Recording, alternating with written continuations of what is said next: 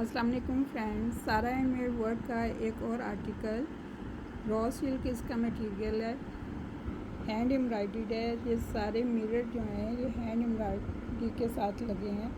ये इसकी neck line, इसी तरह ये इसके स्लीव्स हैं। स्लीव्स के ऊपर लेसिंग की गई है। मिरर दोनों स्लीव्स के ऊपर, और इसी तरह इसकी ये चौक और दामन के ऊपर लेसिंग है। ये इसके चौक, इसके साथ शलवार,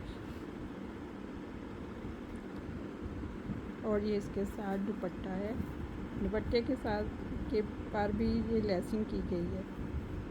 खूबसूरत आर्टिकल है। इसको आप अपने लिहाज से कस्टमाइज़ भी करवा सकती हैं। जिस एज के लिए चाहें बन सकता है, और कलर्स भी जो चाहें वो बन सकता है।